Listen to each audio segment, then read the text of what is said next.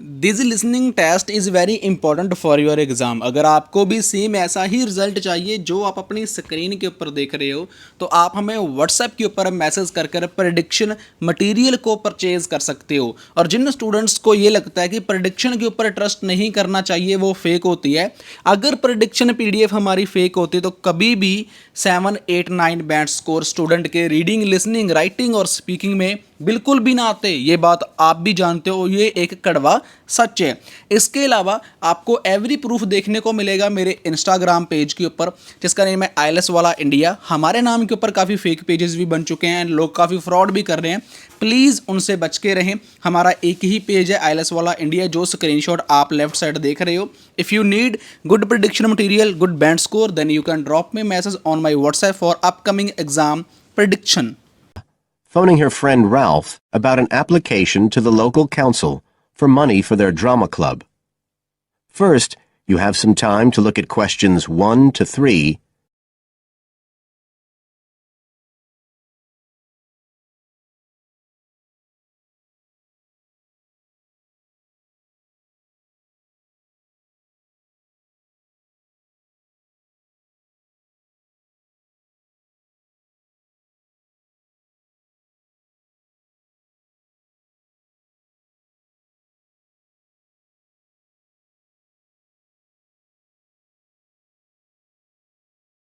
Now we shall begin. You should answer the questions as you listen, because you will not hear the recording a second time. Listen carefully and answer questions 1 to 3.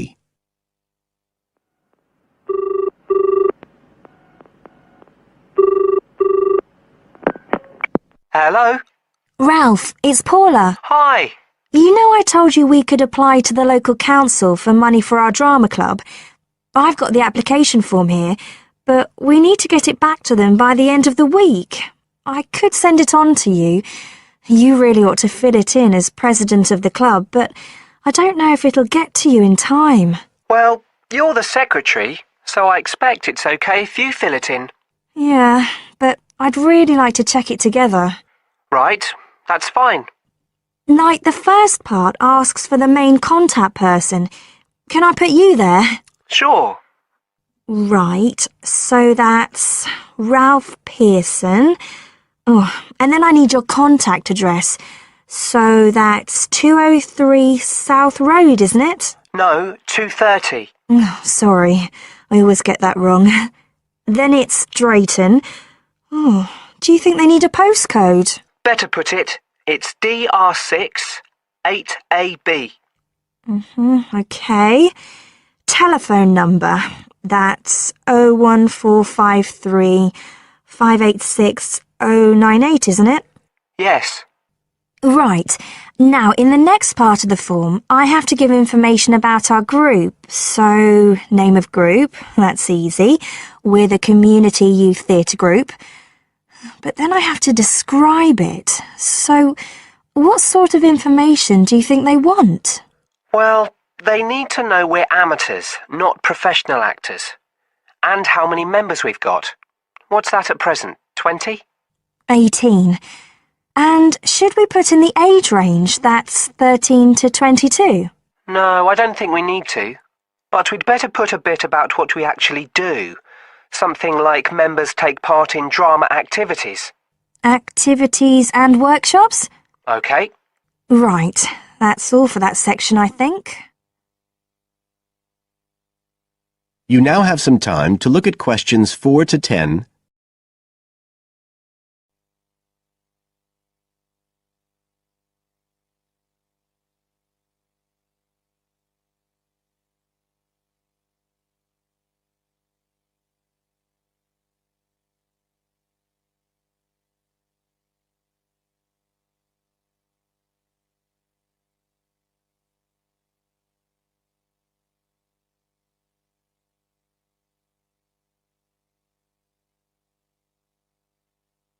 Now listen and answer questions 4 to 10.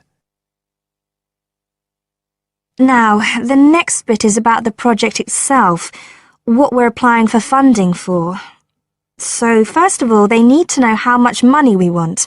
The maximum's £500. I think we agreed we'd ask for 250, didn't we? Okay. There's no point in asking for too much. We'll have less chance of getting it. Then we need to say what the project, the activity is. Right. So we could write something like, to produce a short play for young children. Should we say it's interactive? Yes, good idea. Right, I've got that. Then we have to say what we actually need the money for. Isn't that it? No, we have to give a breakdown of details, I think. Well, there's the scenery. But we're making that. We need to buy the materials, though.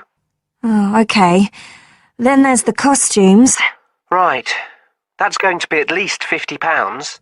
Okay. And what else? Oh, I just found out we have to have insurance. I don't think it'll cost much, but we need to get it organised. Yes, I'd forgotten about that. And we could be breaking the law if we don't have it.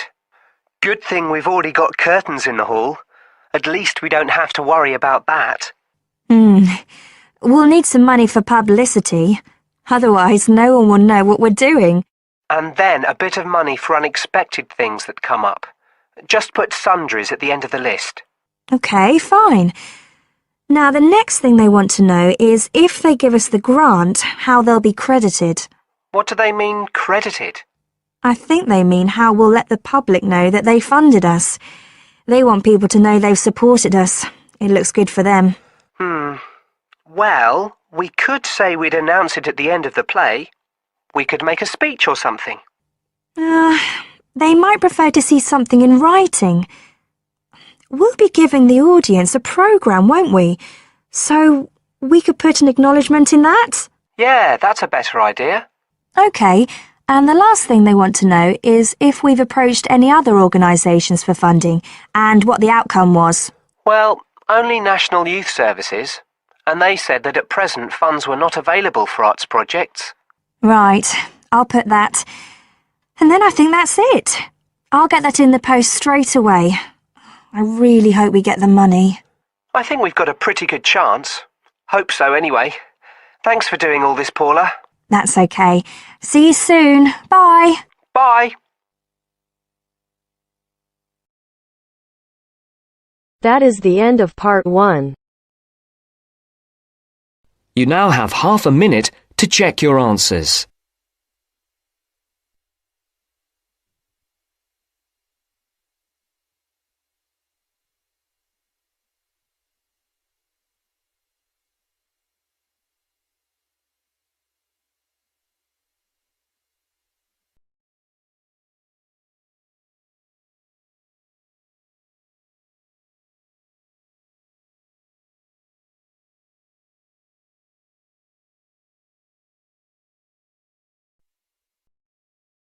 Now turns to part 2.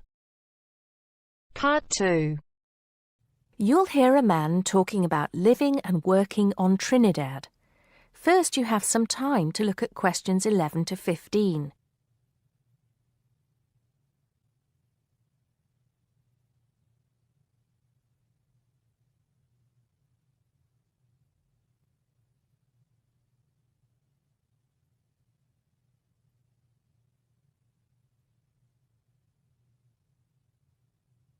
Now listen carefully and answer questions 11 to 15.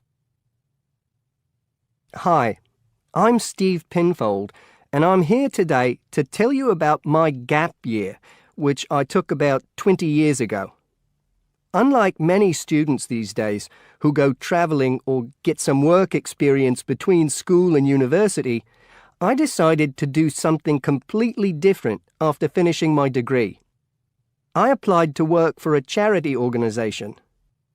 What it does is it sends people with particular skills to countries where those skills are needed.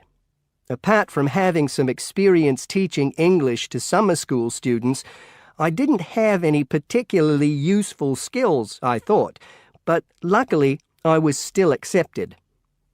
I had to find the money for the flight, but you get free accommodation. I stayed with a family of 5. And you do get paid, but not much. It's a bit like pocket money, enough to get by. I worked in an orphanage and taught English at a local school. Where was I?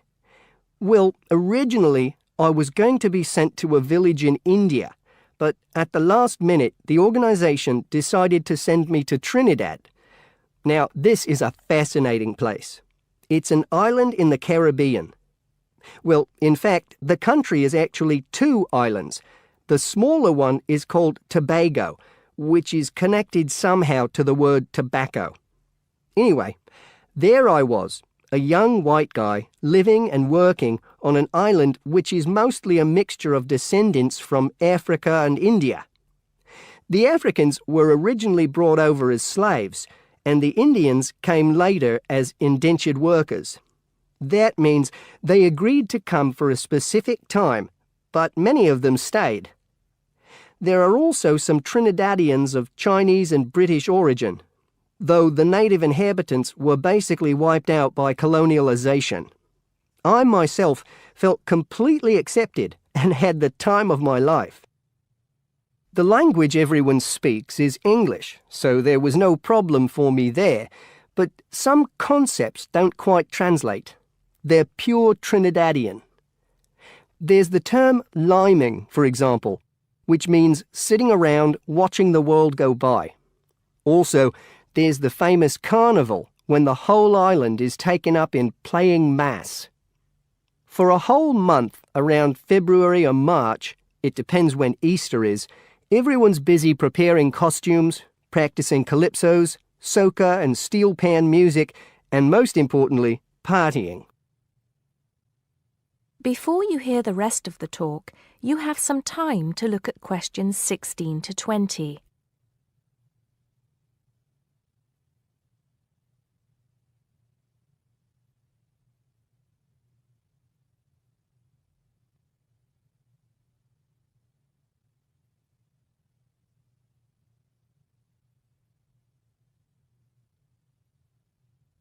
Now listen and answer questions 16 to 20.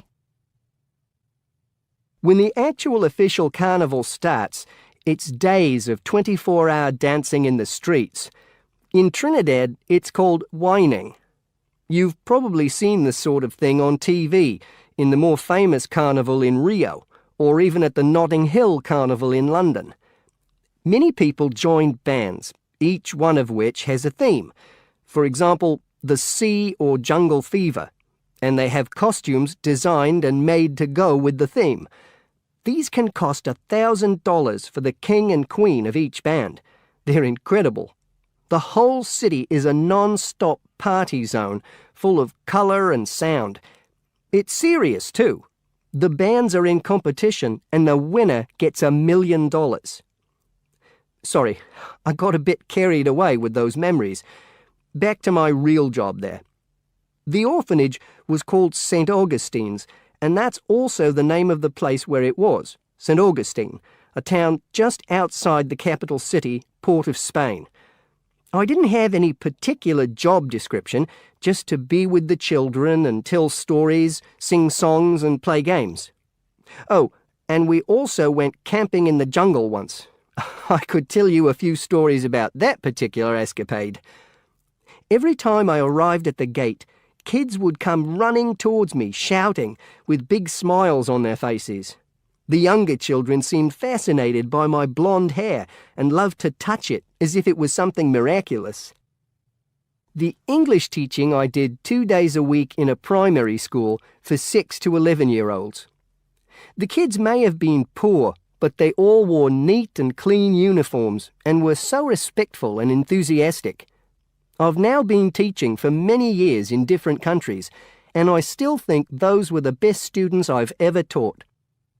What else did I do while I was there? I swam a lot. Can you imagine what it's like swimming with dolphins and with pelicans diving into the sea right next to you? More seriously, I trained to be a Samaritan. That's someone who listens and supports people who have problems with their lives. Overall, what I took from the experience was a sense of being in another culture, or rather cultures. As humans, we all share many characteristics, but we express ourselves in various ways. In Trinidad, there are lots of different communities and religions, and so many different kinds of festival to see. Hindu, Muslim, Christian, as well as some rather mysterious African traditions. There are quite a few Rastafarians too. Trinidad is, as Americans are fond of saying of their own country, a melting pot where everybody is greeted warmly. Go and see for yourself. I'm not sure how it's changed since I was there, but I'd love to find out. That is the end of part 2. You now have half a minute to check your answers.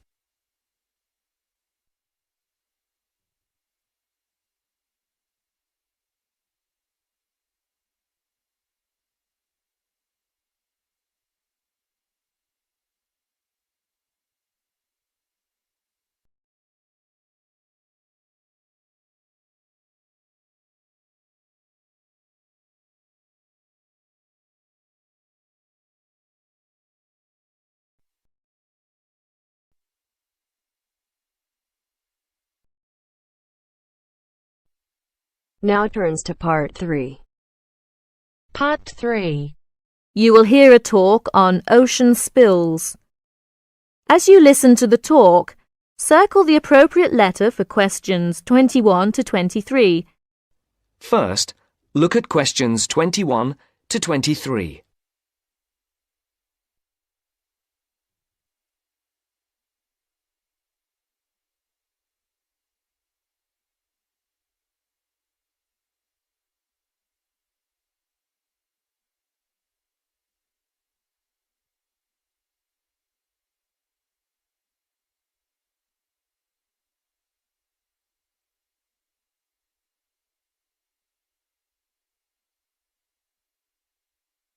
As you listen, answer the questions. Good morning, everyone. Today, I'll talk about unusual ocean spills that have occurred in the world's oceans. In November of 1992, people at beaches in Canada and Alaska noticed something strange. Blue turtles, red beavers, green frogs, and yellow ducks came bobbing toward them. They soon found out where the strange creatures were coming from. A ship from Hong Kong was on its way to Tacoma, Washington, when it was hit by a severe storm in the middle of the Pacific Ocean. During the storm, huge waves washed 12 containers overboard. Inside the containers were 29,000 plastic bath toys.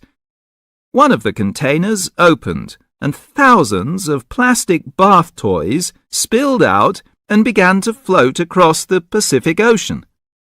10 months later, the first yellow ducks arrived on the North American shore. Beachcombers along the shore began to find the toys and reported them to local newspapers. But the people who were most excited by the plastic toys were the oceanographers. It gave them an opportunity to study ocean currents and winds. Before the conversation continues, look at questions 24 to 30.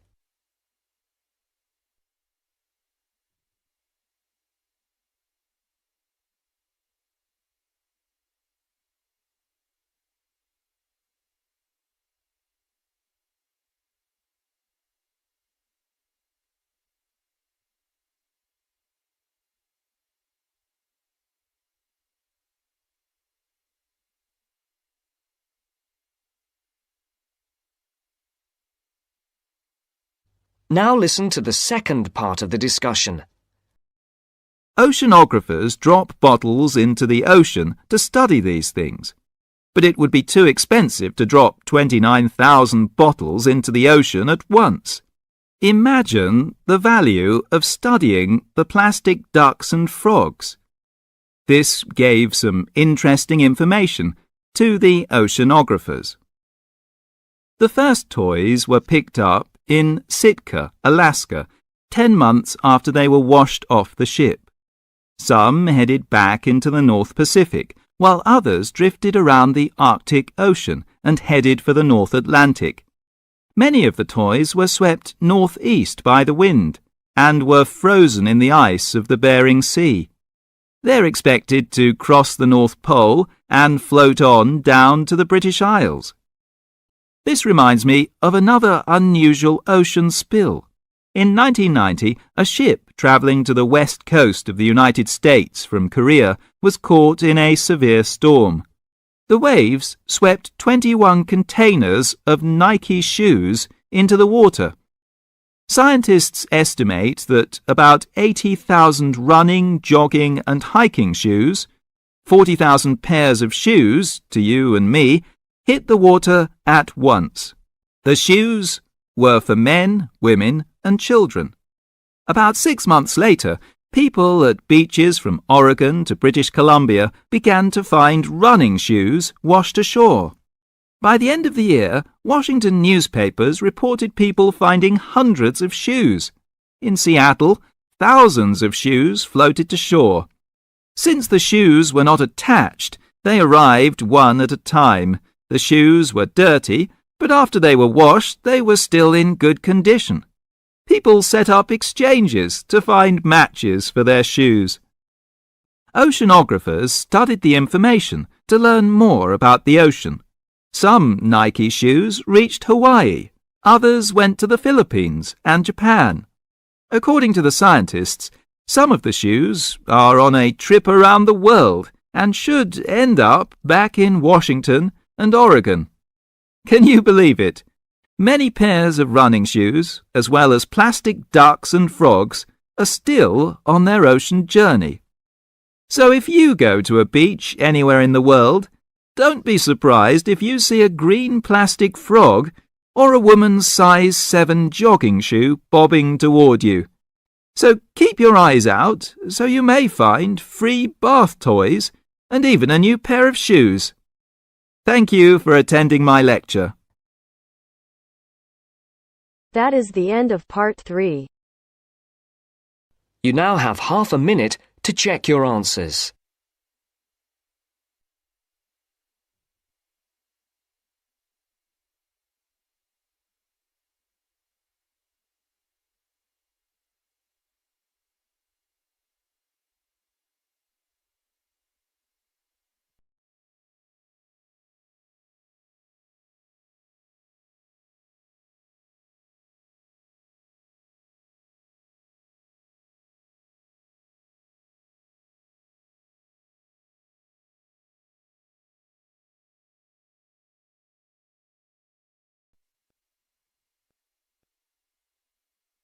Now turns to part 4.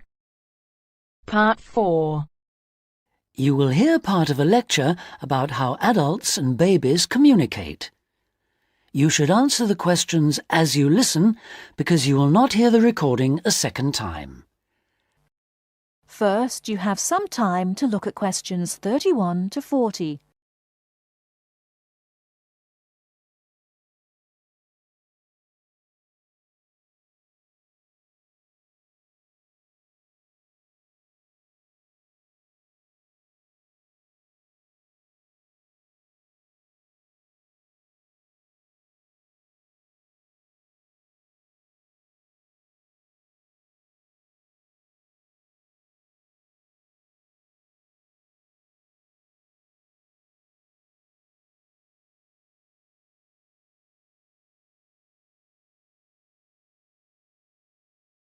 Now listen carefully and answer questions 31 to 40. Hi, I'm Emma Bailey, and today I'm going to be talking baby talk. Hopefully, you'll find the subject interesting rather than infantile. I'd like to start by getting you to imagine a scenario. You're in an office or at a family gathering when a mother comes in with her young baby. Like everyone else, you want to see the mother and baby, and you probably want to talk to the baby. How do you do this? What kind of language do you use? Recent research has shown that adults all talk to babies in similar ways. They repeat phrases over and over again in a high-pitched sing-song voice with long vowel sounds. And if they ask questions, they exaggerate their intonation. Researchers have discovered that this kind of language, which they have called motherese, is used by adults all over the world when they talk to babies. And according to a new theory, motherese forms a kind of framework for the development of language in children.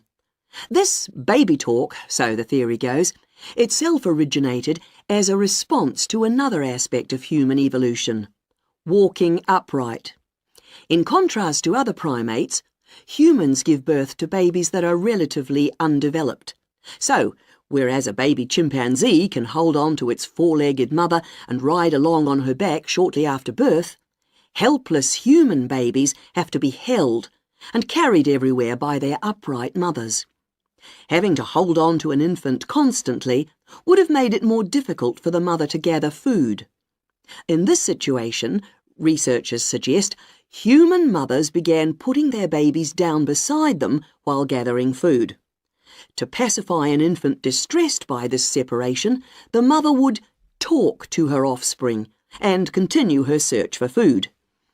This remote communication system could have marked the start of motherese. As mothers increasingly relied on their voices to control the emotions of their babies and later the actions of their mobile juveniles, words emerged from the jumble of sounds and became conventionalized across human communities, ultimately producing language.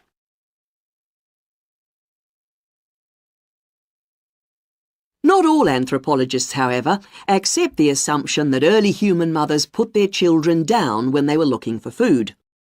They point out that even modern parents do not do this. Instead, they prefer to hold their babies in their arms or carry them around in slings. They suggest that early mothers probably made slings of some kind, both for ease of transportation and to keep their babies warm by holding them close to their bodies. If this was the case, they would not have needed to develop a way of comforting or controlling their babies from a distance. It's not only anthropologists, but also linguists who challenge this explanation for how language developed. They say that although the motherese theory may account for the development of speech, it does not explain the development of grammar. Nor, they say, does it explain how the sounds that mothers made acquired their meaning. Most experts believe that language is a relatively modern invention that appeared in the last 100,000 years or so. But if the latest theory is right, baby talk, and perhaps fully evolved language, was spoken much earlier than that. We know that humans were walking upright 1.5 million years ago. This means that mothers may have been putting their babies down at this time and communicating with them in motherese. We can be sure that this is not the end of the story, as anthropologists and linguists will continue to investigate the origins of this most human of abilities, language. That is the end of part 4. You now have half a minute to check your answers.